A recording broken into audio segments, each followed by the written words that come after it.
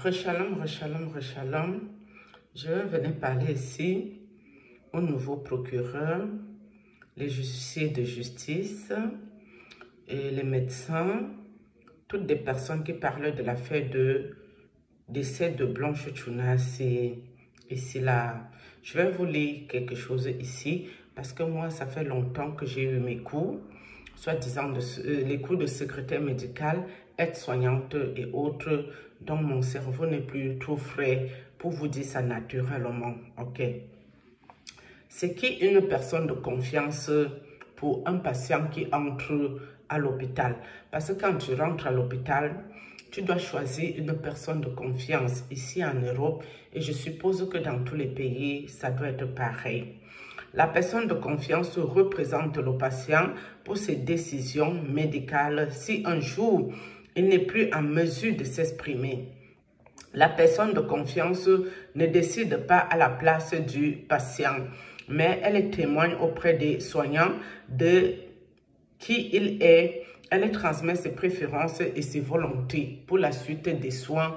Au cas où vous allez à l'hôpital, vous ne pouvez plus parler. D'accord? Si vous ne pouvez plus parler autre, c'est votre personne que vous avez désignée là. C'est lui qui doit venir avec les médecins qui s'occupent de vous, dire ce qui est mieux pour vous. Et cette personne de confiance est le seul qui peut avoir accès à votre dossier médical, même en cas de décès. Par contre, s'il y a un litige et que le problème va au tribunal, le juge a le droit d'exiger à l'hôpital d'envoyer le dossier médical du patient.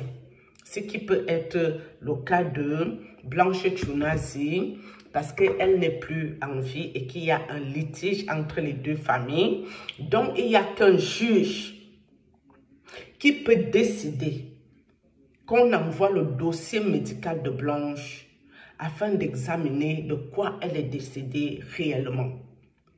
Et la seule personne qui peut aussi avoir accès à ce dossier médical, il me semble, sa personne de confiance, c'était son mari, son époux, Monsieur Tchounassi Marcelo.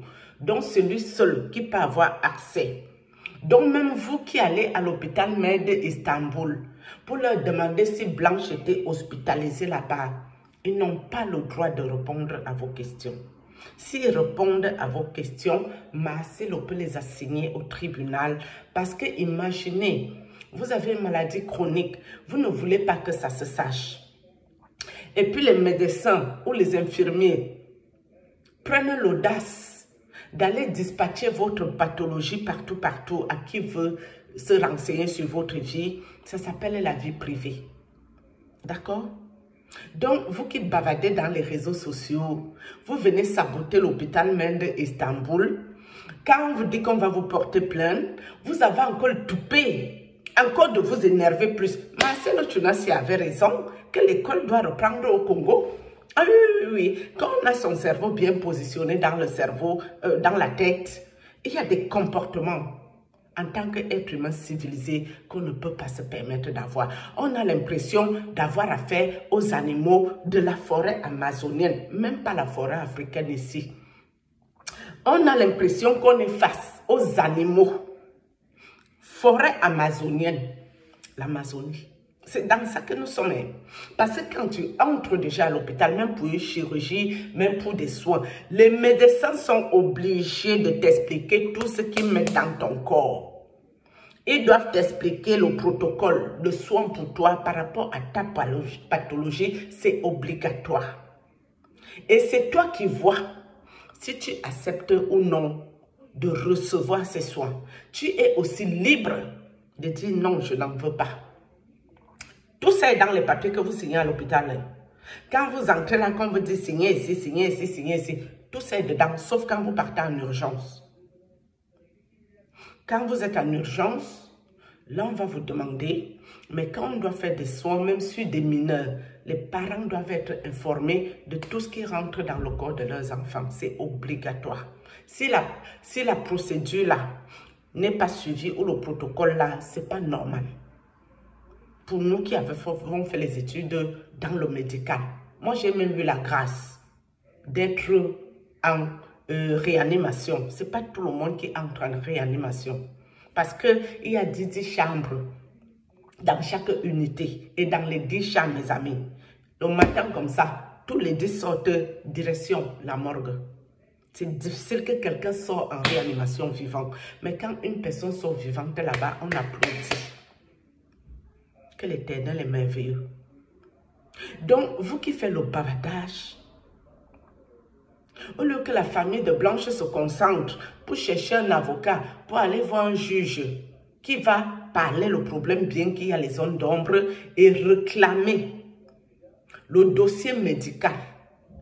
Et ils envoient des investigateurs du quartier qui ne peuvent aucunement avoir aucune information concernant Blanche Tunazi. L'hôpital n'a pas le droit de leur donner aucune information, même si elle était à l'hôpital là-bas ou pas.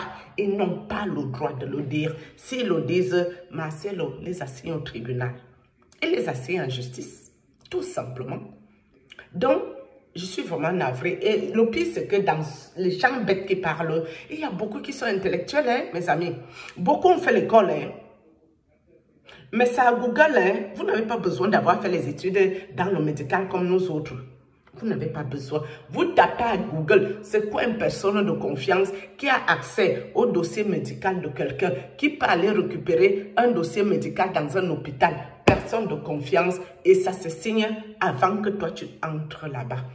Donc, avant que Blanche se fasse l'intervention, il faut signer les papiers. Tu signes. Ok, moi-même, je signe.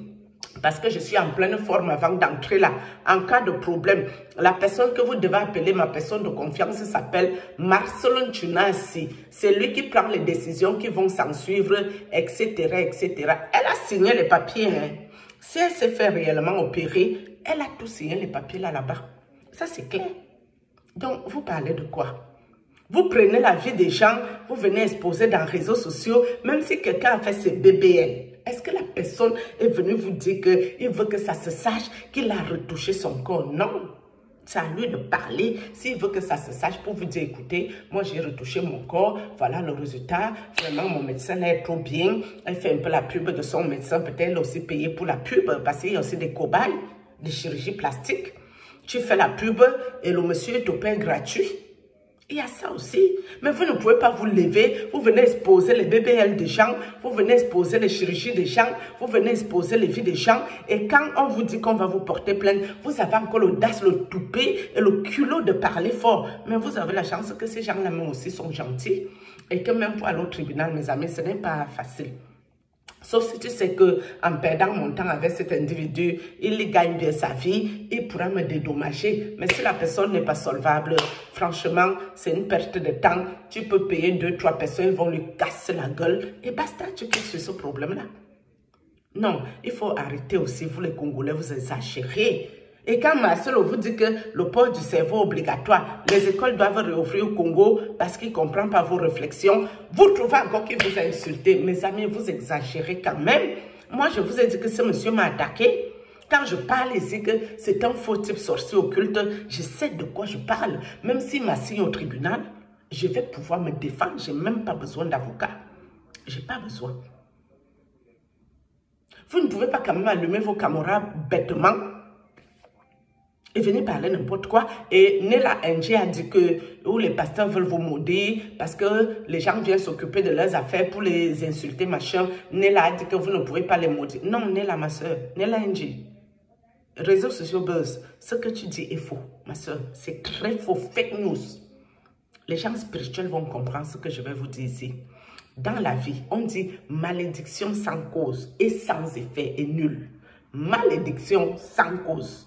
Mais là, si Marcelo vous maudit, ou les autres collègues pasteurs, que vous n'avez pas preuve, comme quoi c'est les faux gens, que vous n'avez pas les preuves tangibles, comme quoi Marcelo a killé son épouse. Parce que vous parlez que Marcelo est un menteur, ça c'est normal, il a menti en public. Ça, il ne peut pas vous maudire pour ça.